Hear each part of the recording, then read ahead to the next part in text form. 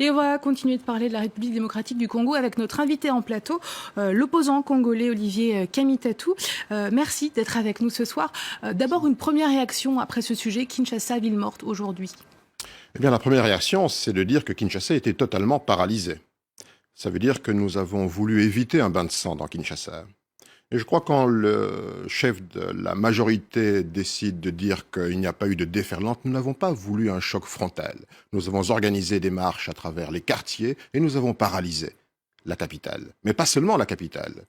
Lubumbashi, Goma, Kindu, Bukavu, Mbujimai, toutes les villes ont été paralysées. Et c'est une immense réponse accordée effectivement à un régime aujourd'hui totalement illégitime.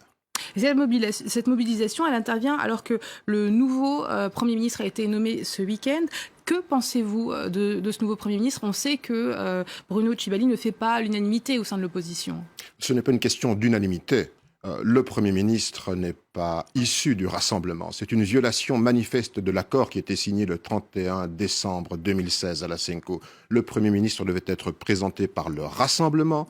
Effectivement, il y a eu une nouvelle manœuvre, une manipulation.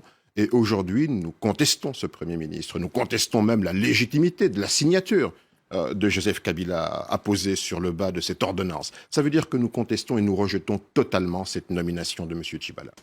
Et vous êtes un proche de Moïse Katumbi, qui est l'ancien gouverneur du Katanga. Il est en exil depuis maintenant près d'un an et il s'est présenté à l'élection présidentielle. Comment compte-t-il mener sa campagne alors qu'il est à l'étranger? Quelle est sa stratégie? Vous connaissez le sort qui est réservé aux opposants congolais, soit l'exil comme Moïse Katumbi, soit la prison comme Franck Diongo, comme Jean-Claude Mouyambo, comme d'autres, Jeanne Diomi, soit pire encore, nous avons perdu à la fois Feu Étienne Tshisekedi, à la fois Charles Mwando. Aujourd'hui, Moïse Katumbi a lancé un grand appel à la résistance. Aujourd'hui, vous avez vu les premiers effets de cet appel et nous allons poursuivre jusqu'au moment où, on le sait très bien, un illustre prédécesseur de Joseph Kabila en a fait lui-même l'expérience, un fameux 24 avril, où il a versé une larme. Nous allons continuer à travailler à la résistance derrière Moïse Katumbi.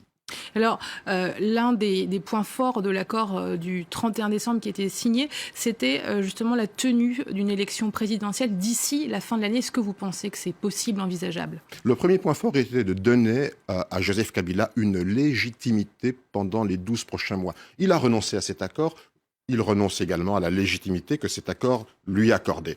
Nous voulons des élections, et c'est ça l'objectif. Ce ne sont pas le positionnement pour des gouvernements, pour des ministères. Nous voulons des élections crédibles. Elles ne seront crédibles que si l'accord est mis en œuvre et que si nous pouvons contrôler la CENI, parce que nous savons que le fichier électoral qui est en cours d'élaboration est un fichier qui est fabriqué pour que l'élection elle-même ne soit pas crédible. Merci beaucoup d'être venu sur notre plateau, Olivier Kamitatou. Je vous remercie.